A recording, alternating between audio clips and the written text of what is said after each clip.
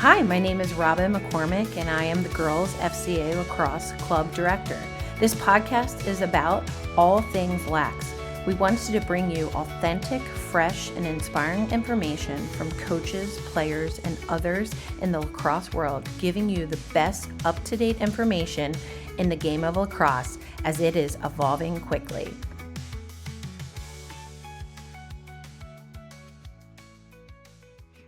Thank you, everyone, for joining us today. My name is Robyn McCormick, and I am the Girls FCA Lacrosse Club Director.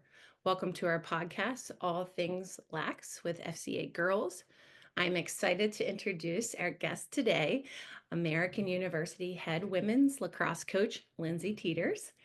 A little bit before we jump in, a little bit about Coach Teeters. After 4 seasons at the helm of American University, she has already led the team to record-breaking success, restructuring their program, and championing a culture of success. She has been named co-head coach for the U.S. Women's Lacrosse Select U16 team, a 2-time All-American from Boston University from 2002 to 2006.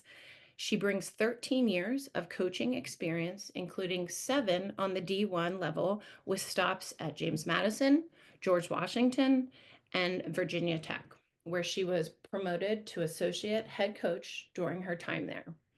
She played Team USA from 2007 to 2009, and I'm super excited to welcome Coach Teeters. Thank you so much for joining us today. I thank you for taking the time and joining us. Kind of jumping in, I think I wanted to just ask you, how did you first fall in love with this game? Robyn, thank you for having me today. Really excited to Sure. have a chance to chat. Lacrosse started at a very early age for me, the love of it. My uncles all played, my dad played in high school. So it was definitely a family affair from the beginning.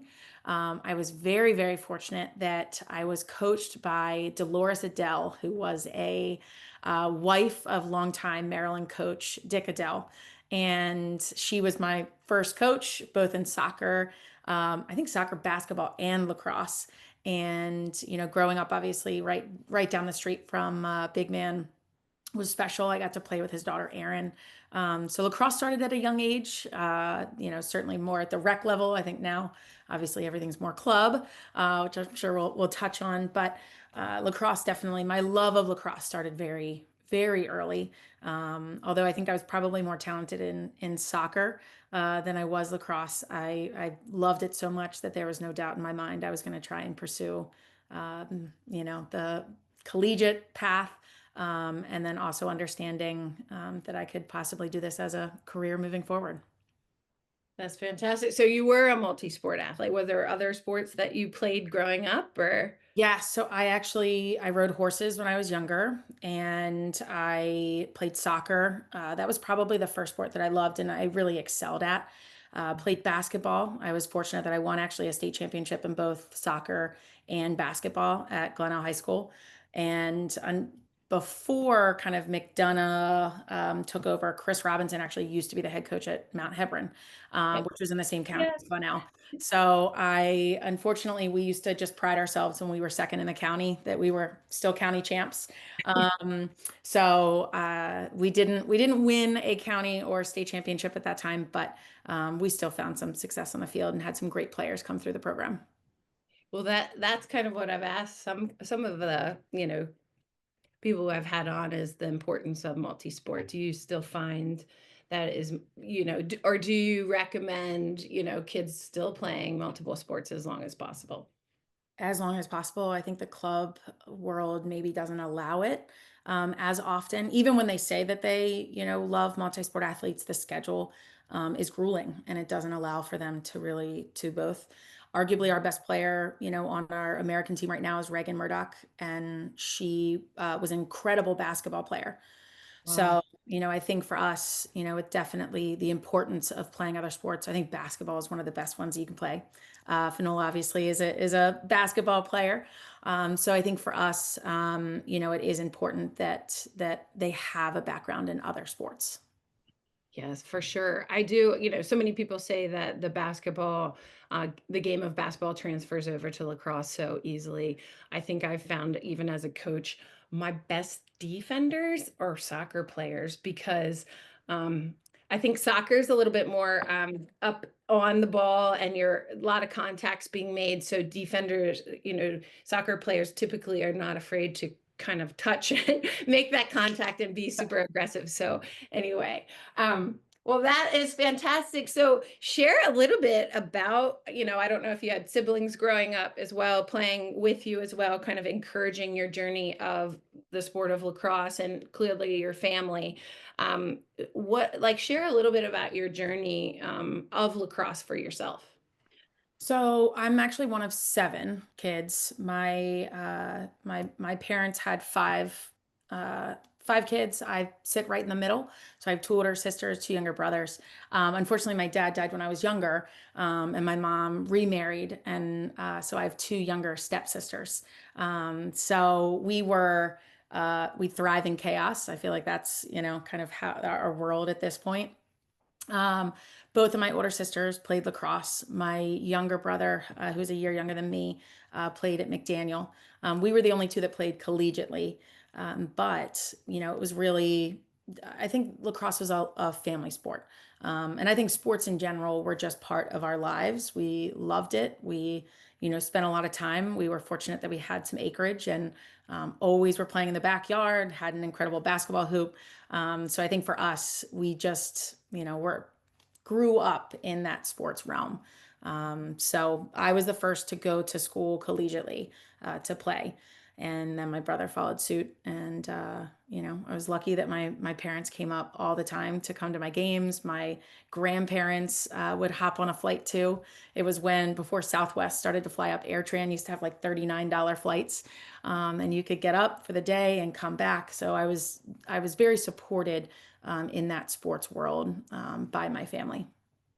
Right. Well, and I think that's huge. We've talked a lot about the role of the parents and the role of our family, but they can definitely play a huge role in encouraging us and it being kind of the culture in which we grow up in. So, um, I asked Kathy Reese like what the field means to her because I feel like we spend so much time.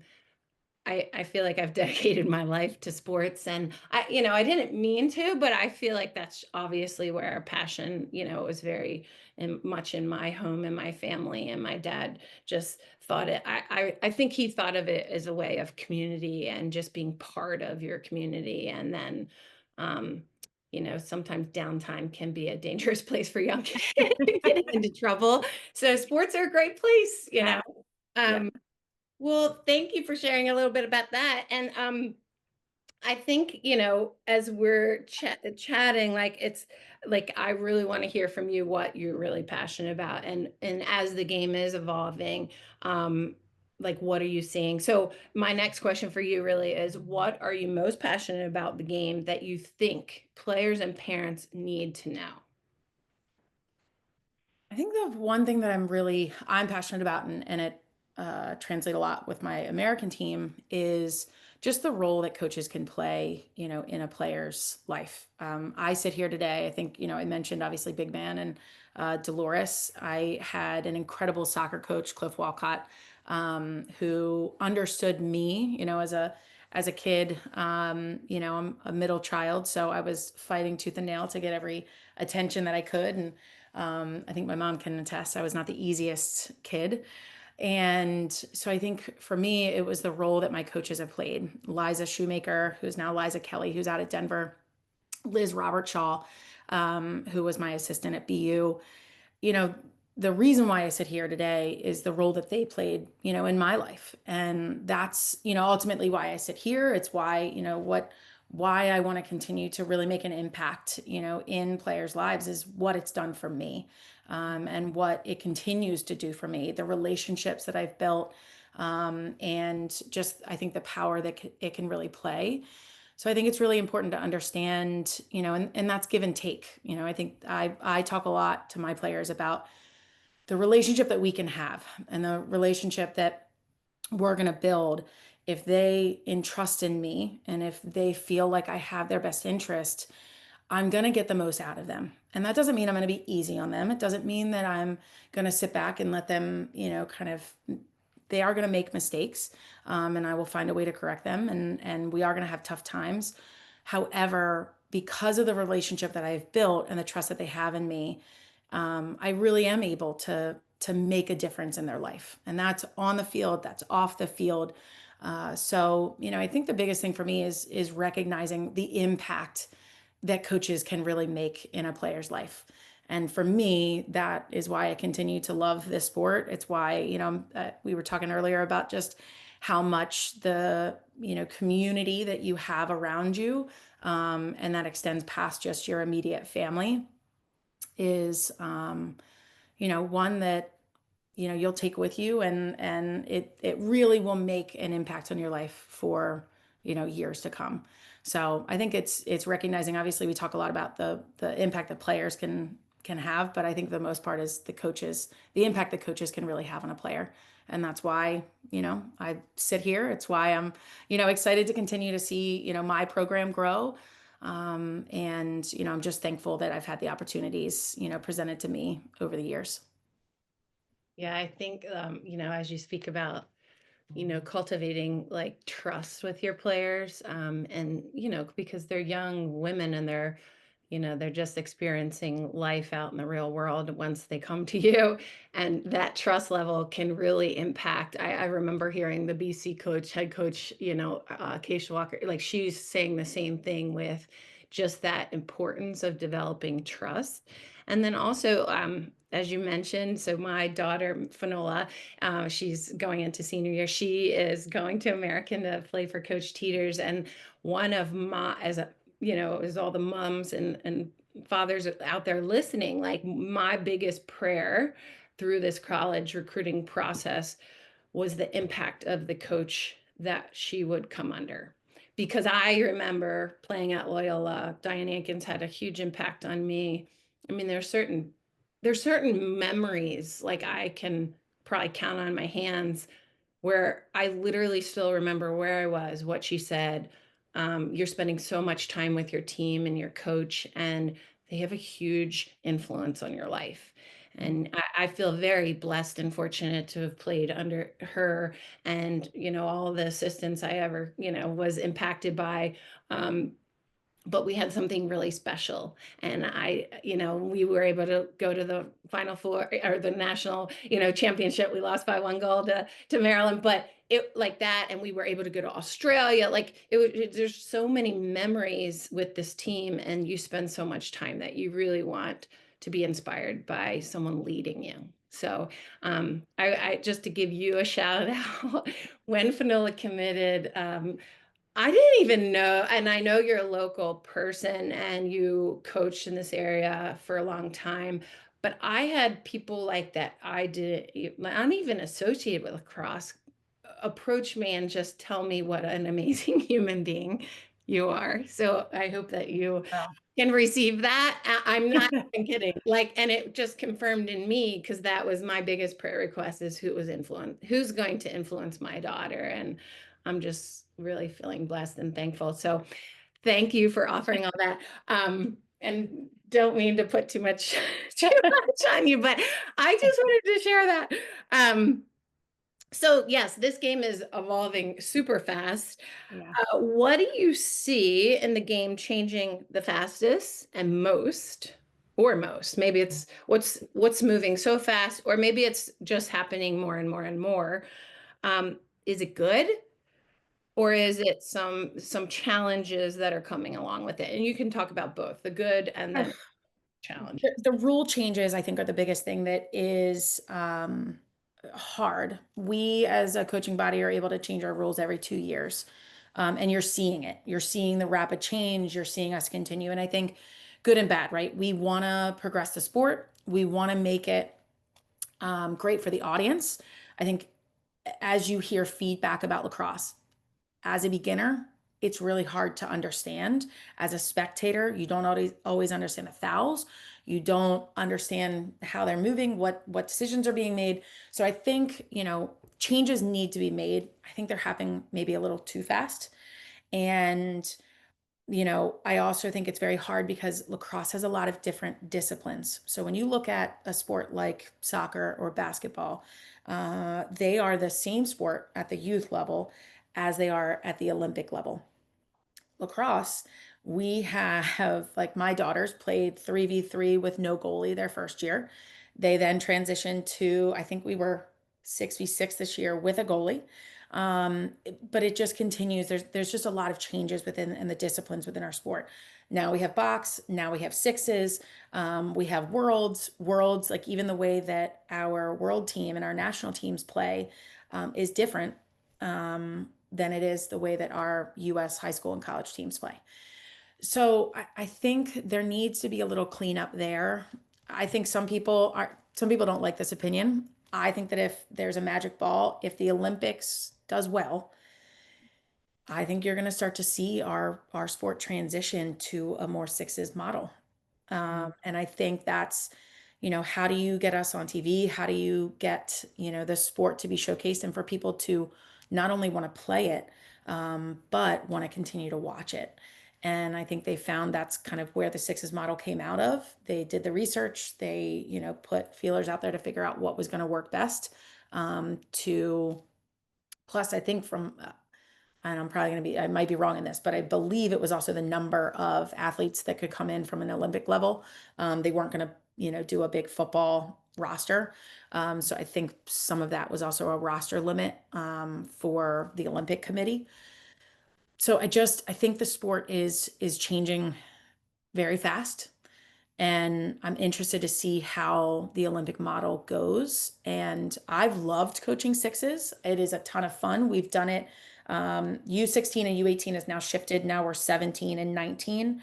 And then obviously we have the U20 Worlds and then the senior team. I think it's just going to be really interesting to see after the Olympics what transpires and what happens. It's a really fun sport to watch, but it does reduce the number of student athletes on the field. It reduces roster numbers. But I think there's too many disciplines in lacrosse, and then there's too many different rule changes throughout each age group. And we're not men's lacrosse. So now you added a different women's soccer and men's soccer are the same. Women's basketball, men's basketball are the same. So, I think that also adds, a little bit more uh, of a struggle when you think about how many different rules there are, especially when you're comparing men and women, and as you're looking at the different disciplines across. And box has now been added, which is incredible. I went up to Utica and had the chance to watch U.S. women win, the box championship. So, and that's another fun sport. So there's a lot of changes in lacrosse and just too many disciplines across, I think, across the board.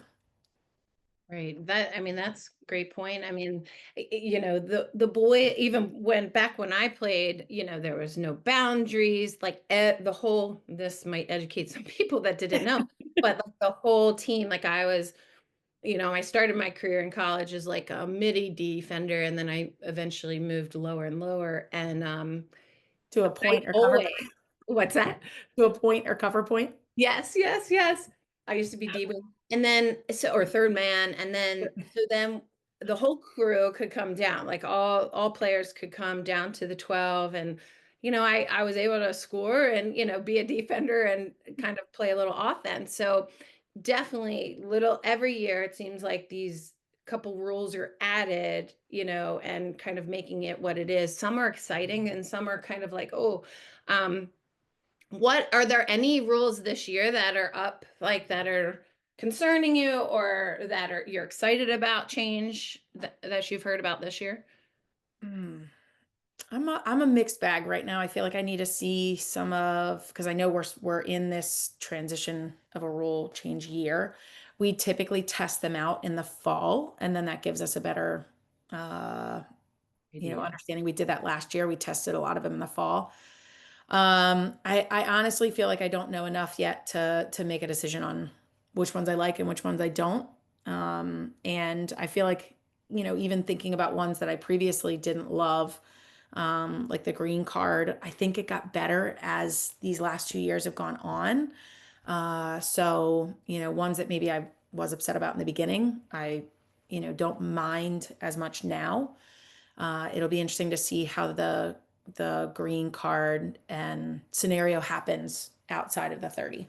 I know that that's one that's so the 1 minute penalty that is now assessed. So we're doing a lot more man up, man down. Right. A And little what bit of about combination. have they said anything about the reviewing like fouls and things like that? Because I know that extended game times a It did. lot It this did. spring. And so, Well, it was interesting because I spoke with our assigner and Julie thought that maybe that sheet, I think it had 16, would maybe reduce, and now it looks like it's going to add more. Mhm. So, the hard part is some schools still don't have video review. So there's, the top programs certainly have video review. We're getting it put in right now. So we'll have it for next year.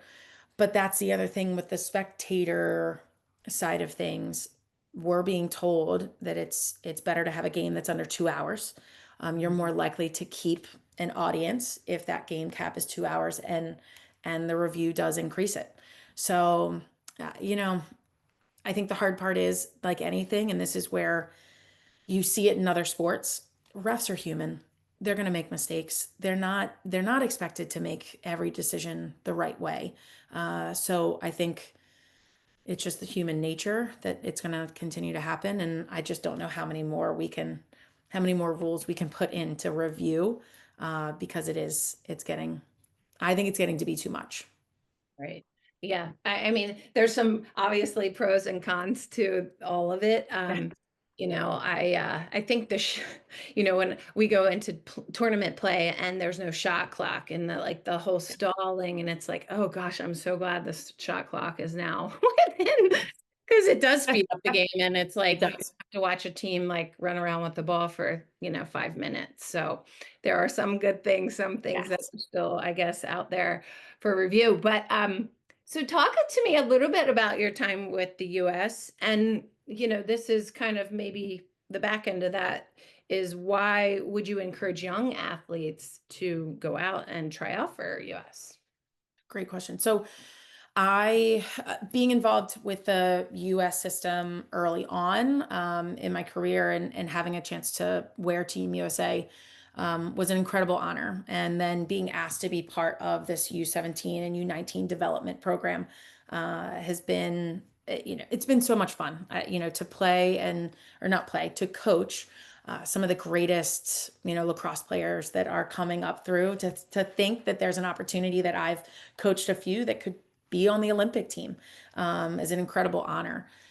I think the biggest thing and why I would encourage players to at least just try out is I've never faced anything harder than a Team USA tryout.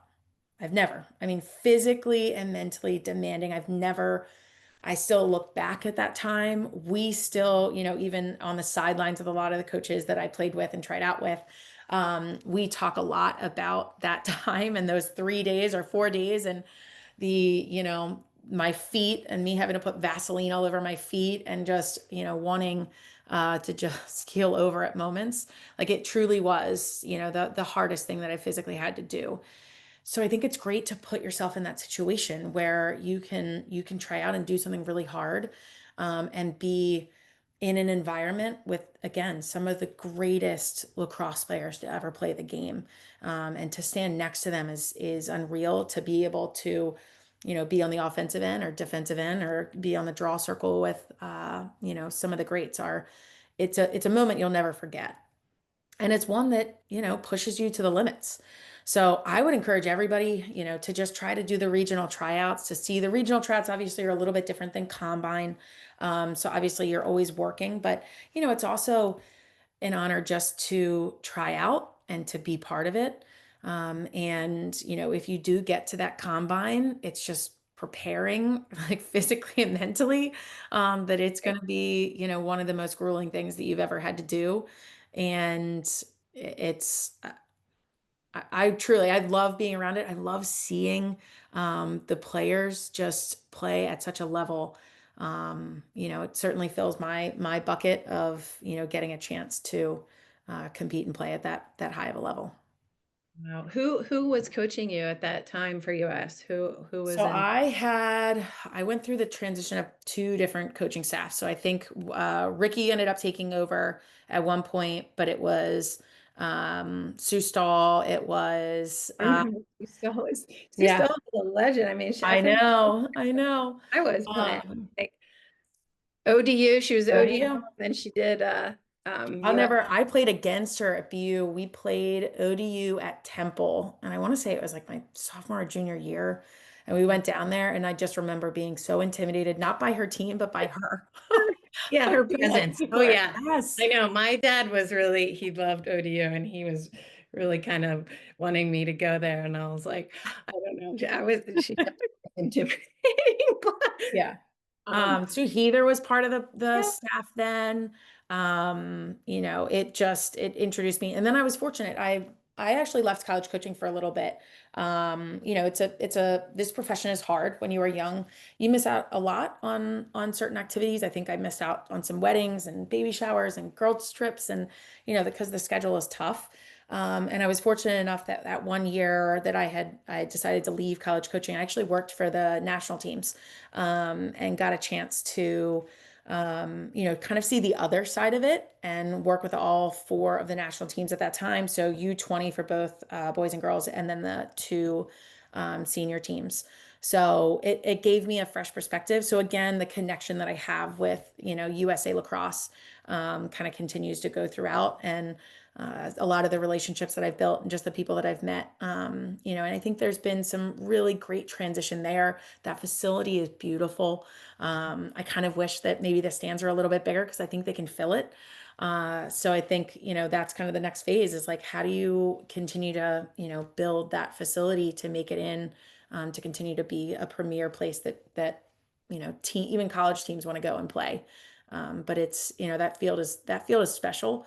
There's something about it. You walk on the field and you just, I don't know. I get goosebumps when I walk on it. I never actually had a chance to play on it because at the time that I was playing Team USA, they didn't have the facility yet, so we were still next to Hopkins. But there is something really special about getting a chance to wear red, white, and blue and be part of something that's so much bigger than you and even your teammates. for sure. And no, that field is super special. That's where Maryville was able to win the national, championship this year. And they do have space on the opposite side. I They feel like they do. could start to, build that place up. But for you, like playing US and then being able to give back, and then I do feel like as the sport evolved, just wanting to encourage kids to go out and try out and give it a go. You never know, if you have that incredible drive, anything's possible. It So is. that's why I was excited to have you on to be able to talk about US, the idea that we are going to be in the Olympics. I mean, there's a lot happening and it's very exciting, especially for the girls' side. Recruiting. So this can be fun to talk about, but yeah, I mean, Yeah. educating our parents and our players as much as possible about the recruiting process. It is constantly Yeah. evolving as well. What is important to know? Top things on your list to know that you would consider. These are top things. I think kids should really be paying attention to this and understand, and just to understand the whole recruiting process. So, I think it's understanding that certainly the summer from sophomore to junior year, it is the most important summer, and that can be hard. We had a player that had torn their ACL and missed that entire summer, and fall as you go into fall. However, I think the most important thing is, and I think I've been talking actually, Meg Daddy and I were just on the phone the other day. You can only do so much.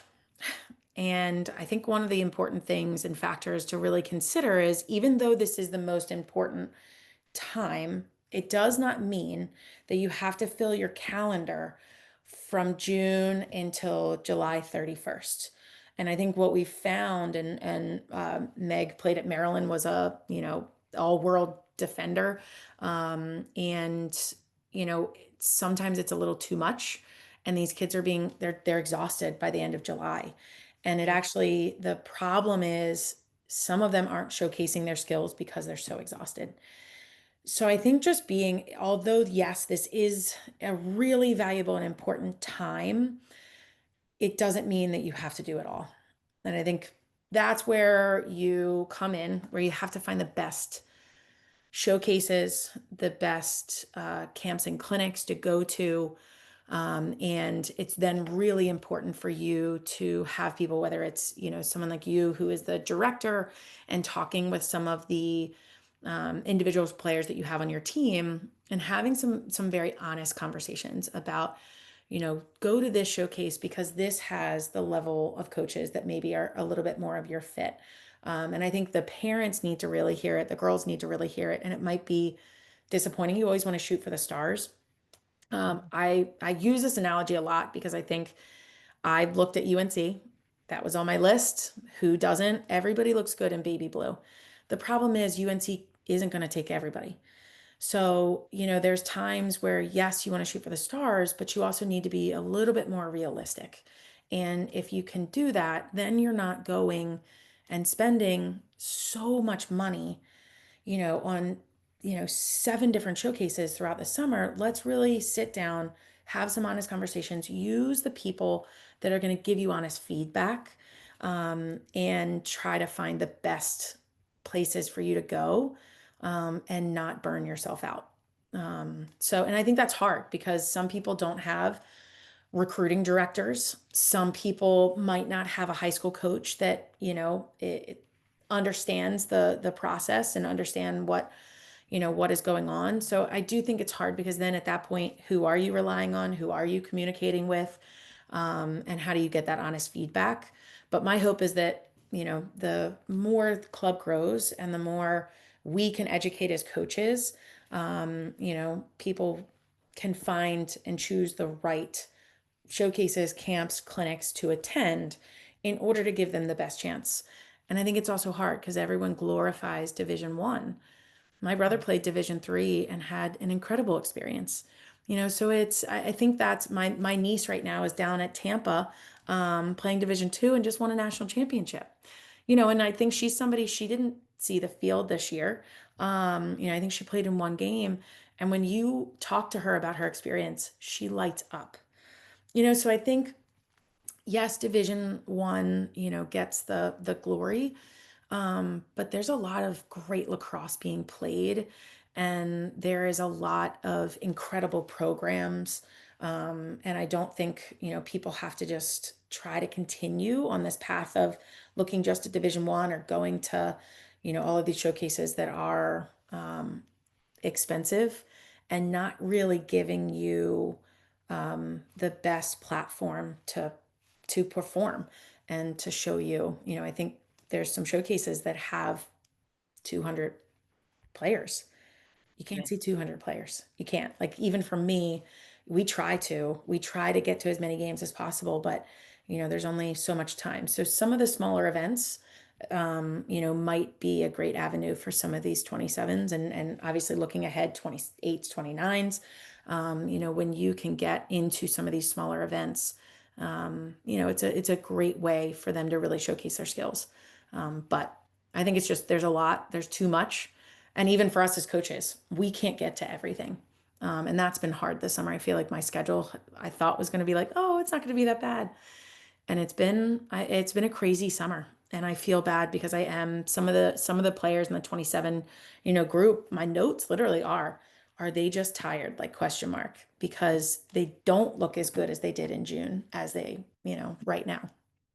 Right. Do you rely on film then to, like, if you're looking at a kiddo and you're, because I feel like that takes good discernment. I mean, coaches have to know this. Like, if you saw a kid and they look like a rock star in the fall, they're looking kind of fatigued now, and then you go kind of balance it with some film, like that was my heart. So for the 26s, it was such a stressful summer. I mean, I remember Summer Genesis, like they were playing a really good team, probably well beyond our rankings. I think the tournaments are really working hard to try to keep it within the rankings now. Yeah. Um, they just it I was so sad for them because, some of them were on the sideline, like, crying, like, and not that's not the kind of kid they were, like, it Yeah. was just so much pressure, it was midsummer, they were just breaking down, and I was like, "Oh my gosh," and there were so many coaches there, and I mean, we took a knee, and as a team, we prayed. I mean, at that point, I felt like I was in a battle that only God could help us in because this summer and fall, we had a blast. I've never seen our 20 as good as they did. And Yeah. some are looking at D2 and 3, and so they're still showing, but the pressure was less, and Yeah. they just played well, and it was just fun to so I don't know if eventually they'll reconsider this sophomore into junior, and it's just this Yeah. smush summer because tend to notice the guys is more drawn out, and it's like a longer process. Yeah. I don't understand where that comes from, and I guess it's a time management thing too. Like, hey, we're looking one season, we're looking at this, the next season, I'm not sure. Um, Yeah. and like you said, as a club and a director, we're trying to we've built our portfolio of tournaments to a place that I'm really proud of, and we're going to be at the tournaments we need to be at for these kids to get recruited, and I'm excited about that. um, but they do need to do some other things, like maybe some individual stuff, like some of our players are playing this weekend American Select and All American, and there's opportunity like that, best in class, some things like that. But then, like you said, there's also where a school is hosting, maybe there's 6 coaches coming and it's a smaller venue. And, maybe it's not, it's local, so you don't have to pay for a hotel. I mean, there's things that weigh in that make all these decisions between a parent and a player, like you really need to think out your summer and like plan it out, make sure it's financially doable. Yes. um, I just don't let it sneak up on you, and Yeah. then, oh no, we're flustered and we're trying to do so much, and it's like you said, It's very. expensive. Very expensive. A lot of things that I've thought about as you're just talking. So one is having some conversations, like this is maybe advice for club directors or even high school coaches that are helping, or recruiting directors, right? Because there are recruiting, like individual recruiting directors. The conversations need to happen earlier. I think, you're having these conversations maybe in May and June as some interest is maybe coming in. I almost think there needs to be a more general conversation in like the January and February so that you can map out your summer a little bit more. You can think about, are these realistic? Are these, what schools are out there that are really going to fit your profile? And the next question, like there were a lot of questions because I actually did this before I got back into college coaching. I did the recruiting director role, and I had these set questions, like very simple ones. One is, how far do you want to go from home? Because we can't even start thinking about anything else until you really think about, do you want to be within a driving distance? Are you okay with flights? Do you want to go to the West Coast? You need to have those conversations first. The next is, what academically are you interested in studying? Are you general education? Do you know what you really want? Are you, science based? Are you English based? What interests? And the thing is, I changed my major 2 or 3 times in college, so I still didn't know what I wanted to do. But so you have to figure out, major wise, what do you need? Like, are you going to a very small liberal arts school where you're not going to have as many options? Or do you need to pick something that might be a little bit bigger so that you do have options and can change your mind? The third and probably the most important question is the financial piece of it. Is you really have to take the athletic scholarship out of it and then have a realistic conversation with players and parents about what the financial situation is for for these families. And I also think, and this is my advice, is trying to take a look so that your daughter does not graduate with $100 to $150,000 in student debt. College has now gotten to be out of control. There is, I thought maybe the glass ceiling would burst, but apparently it didn't. So, unfortunately, there are some universities that are pricing themselves out. There are some universities that just maybe don't offer as much financial aid as some others. There's universities that offer merit aid. There's some that don't.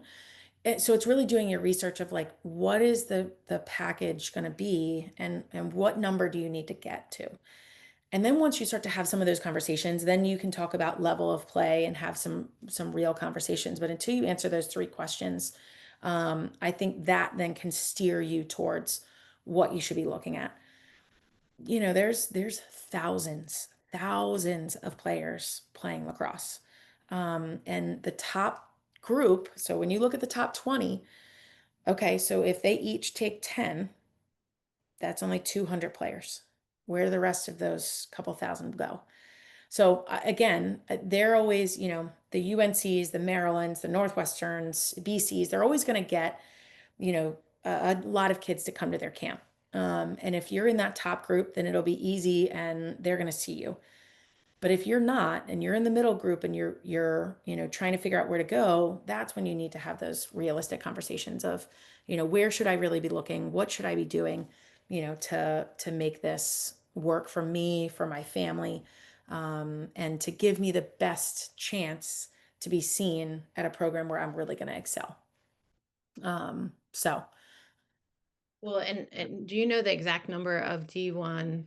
I feel like it's like 100 for I female. think we're up to 180.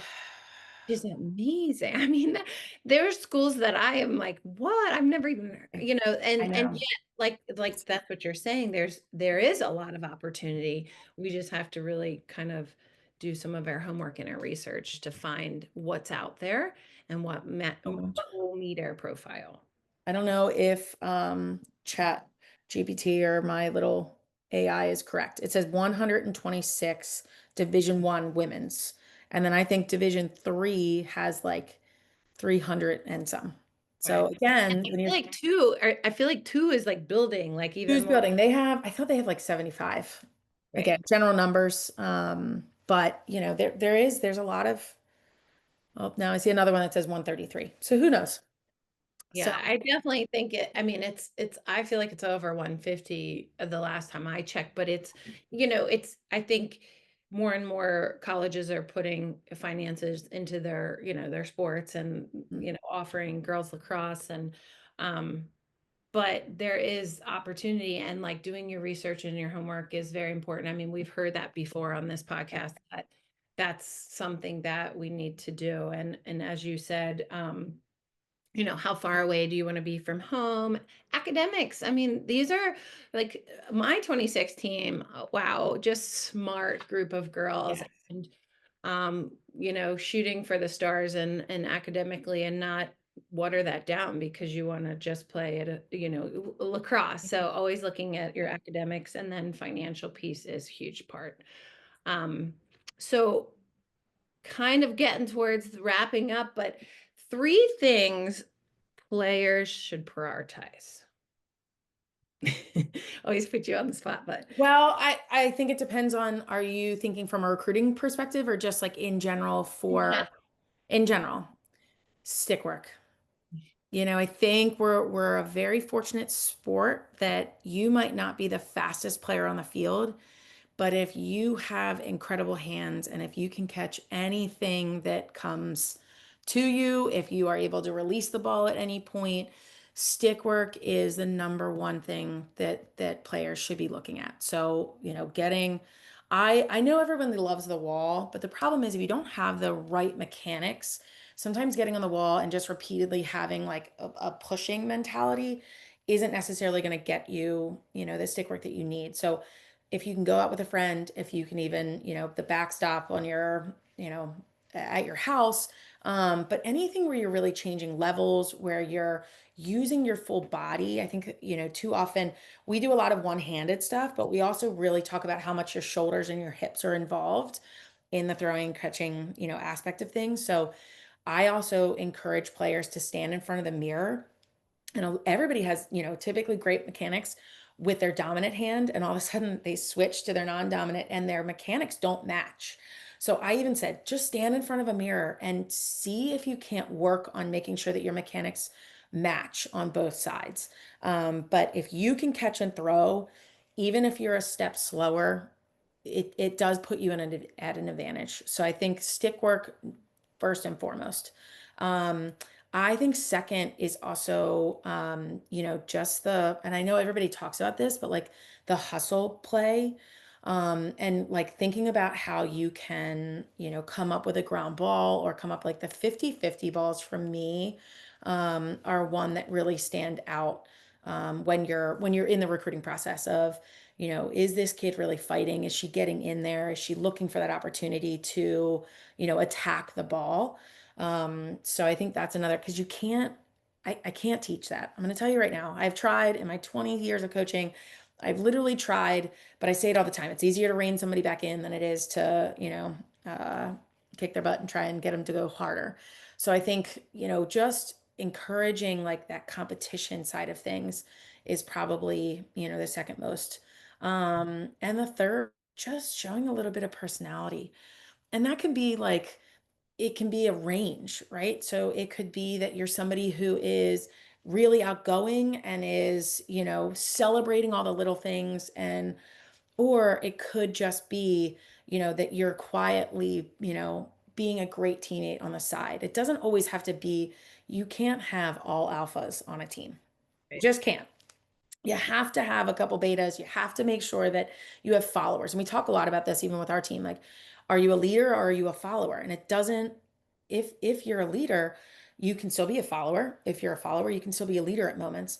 But we can't have all leaders and we can't have all followers. So it really is important to find kind of that balance and that mix. But personality doesn't have to just be loud and obnoxious. Personality can also be kindness and empathy in, even being able, I pay attention if you go up and like hug your parents after, like those moments matter. And, to, the family atmosphere that we're trying to create, we talk a lot about how much the parents are important in this process.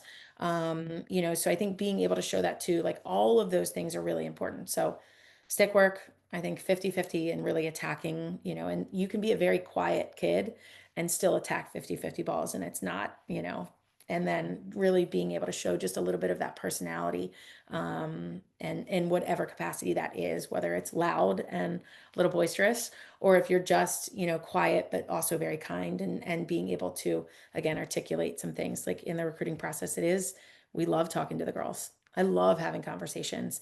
And I will say, like in my notes, as we've had conversations, like I just really enjoyed speaking with her. And it wasn't because she was, funny, or because she was, aggressive. It was, again, the kindness piece and just having a little personality, can make a big difference. Well, it's good to hear you want to encourage the girls, to be themselves. And, I think, the more and more we have kids with screen time, and like you want to be able to engage as a kid, and show who you are through the process, because I think that's a huge piece of what you're recruiting. I mean, Yeah. is what kind of kid am I bringing into my amazing culture that I'm trying to cultivate? And you don't want anything disrupting that, right? I mean, you're trying to, but I like that you said too, like the balance of the alpha and the follower, or just like everybody is different and unique, and embracing that. I think, is really kind of how it works. So, well, thank you. I love all three of those things, and do think they're very important. How about, these are a few personal questions. Um, when you're not coaching, what is Coach Teeters doing? uh, Hanging with my kids. I, try to spend as much time as I can with them. They, during season especially, I know that I spend more time with the team than I do my own family. So I definitely try to do things. So like my daughter, has horseback riding this afternoon, so I'll take her to that. And I missed last Saturday. I made sure it was a priority. I missed, Saturday's recruiting event. I went Friday and Sunday so that I could go to my kids' swim meet. So I definitely love spending time with my family, and that's extended family. So I've got siblings in the area. My mom is here. My husband's family is around. So a lot of family time. And then I cannot wait to get to the beach. That is like I'm counting down August 3rd. I can't get there fast enough. So I'm gonna try and go to the beach. And right now, that is my two priorities is spending some time with my family and getting some downtime at the beach. So those will be my hobbies for now. I said I need to actually pick up another hobby. But right now I've got enough juggling that Don't I'm say just gonna stick pickleball, with like this. everybody's doing but I I like love what playing you're saying. pickleball. I feel like everybody should listen to a coach that's actually gonna say, like, just a little bit of downtime because that's gonna make them a better coach to have a human life and be able to spend time with family and be able to take a minute. And I do think the recruiting calendar has maybe hopefully helped you all with that, where there's Yeah. what they call a blackout or whatever The recruiting shutdown. is that Yeah. period where you can actually have a minute to yourself and your family. Coaches give relentlessly. And so, yeah, so excited for you with that. Okay, these are just a fun few quick things as we Okay. wrap this up. And I'm so thankful for your time and I love everything we've talked about. But what is your favorite book? Oh, that's a And you great can say question. pass, I whatever. know. Well, I'm trying to think because I've been doing a lot of the Libby app. So I've been going through and I listen whether it's listening to podcasts or doing all my audiobooks. Yeah. I listened to The Anxious Generation just recently, and I felt like I needed to read it not only for like my understanding of my players more, but I read it also for my own children. And that one has recently stuck out in my mind as one that I would encourage everyone to read, Okay. especially people that have young children who are, we have, I don't know, the tablets for the kids. And I realize now they don't use them a lot. Actually, the only time that they really use them is in the second half of the American games because my husband wants to be able to watch the second half of the game. So Here, take the this. first half, they're not allowed to have them. And then the second half, they have their tablet time. But we have tried to definitely reduce. We're lucky we are on an acre. Our neighbors have an acre and they have young children and the amount of just playtime that they have. But the anxious generation, there was two main things that kind of came out of that book. One was reducing obviously screen time. And it was this idea of basically under parenting in like the virtual world and over parenting in the real world. That was one of the greatest takeaways that I had. And I grew up in a time where, I was one of seven kids, and my mom was always like, just go play in the neighborhood. And we would leave and come back at dinner time, or even like, we were playing nighttime games, ghosts in the graveyard and, doing things like that in the neighborhood. And I think that has kind of gone by the wayside a little bit. So we are trying to get back into, letting the kids play and having a little bit more independence. Letting my girls cross the street, to go to the bus stop, was a big one of like, they can do this. This is fine. I don't have to stand there with them. They know how to. So I think that was a really good one for me when I was, as I'm obviously I have young children, and how do I transition them to be more independent? But then also understanding that this generation that I'm coaching right now is completely glued to their phones. And I sit here and it's sitting right next to me. But how they talk a lot about that, of like the screen-based childhood and how much they rely on that. And I talk a lot, even with my team, about the comparison in social media and just how so if I can encourage anyone, and this is even like my mom, I told her she needs to read it. And The Anxious Generation is a great book I would encourage every parent to read. I love that, and I also I grew up where you sent your dog out in the neighborhood, like, we would call our dog, we would just yell the name, like, through the neighborhood, and their dog would come running, and it was like, I can't imagine doing that now with my dogs, but Yeah. and kids, like, we were out all day, and a Yeah. big neighborhood of kids, and so I kind of encourage my kids to do the same growing up, and we have a great neighborhood where there's lots of kids. So but my neighbor said one time, she's like, "Oh, those McCormicks, they're out there even if it's 20 below." And I'm like, "Oh gosh, do I send my kids?" I guess I do. Like, just It's only going to make them tougher. exactly. Well, okay, so what favorite movie? Oh, okay. So I have three. I have three. I can't decide which one is my favorite, and they're all very different. So, and they're old school. So Dirty Dancing, Top Gun, and this one is one that I think people won't, but Scream. So Oh, those three are my three favorite movies. But then my last and all-time favorite, and actually my son is named after the dad in the movie, is The Family Stone. I oh, I watch love it. the I watch it religiously throughout the holiday. I watch it outside of the holiday. Thanksgiving night, I come home and I watch it. Christmas Eve, I come home, no matter what it is, it goes on. And the dad in the movie was Kelly.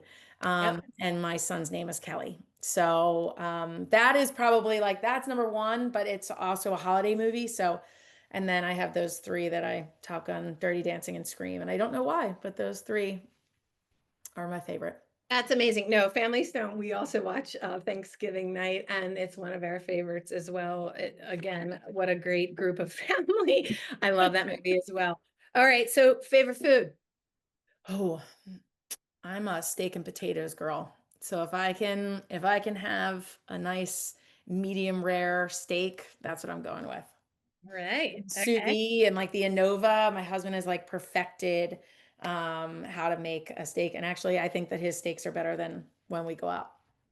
That's awesome. I know COVID has turned my husband into an air chef, and I am all for it. Yeah. He's amazing. Okay, favorite animal. Oh, a dog. I can't even like my mom's dog is right here, but I had golden retrievers growing up. My first dog was a golden doodle, Kane, named after Casey Kane, a NASCAR driver. And but I'm a dog person through and through. Yep, I love them too. All right, favorite, last one. Favorite place. The Outer Banks. Outer Banks. And is that where you're headed in August? No, my mom got a beach house just recently. She's a couple miles off of Bethany Okay. Beach, and a great community down there. So we're gonna take advantage, and we're gonna go down there for about 2 weeks in August. But the Outer Banks is my happy place. There's just I've been going since I was a kid. There's only been a few summers that we've missed. We're gonna do Disney, I think, this December. So we decided instead of doing the Outer Banks, we're gonna take advantage of my mom's beach house and do Disney in December, but we will be back to the Outer Banks. But there is I don't know what it is. There's something getting up at 3:30 in the morning and leaving to go and crossing that bridge to get over, onto that strip where it is my happy place. Well, for sure. I've been there a few times and I get that too. And there's like less civilization, I think, than like the Mhm. Bethany or the Rehoboth and Yeah. of course Ocean City, Yeah. Maryland. Um, well, oh my gosh, I've enjoyed our time so much. Thank you so Thank much you. for this time. As I know you're coming off a super busy season, so thanks for making the time. And I know that it'll bless everyone listening. So thank you, Coach Teeters, and good luck in your up and coming season. It'll be here before we know it. I know. Well, Robin, thank you so much for having me. I really enjoyed being on today.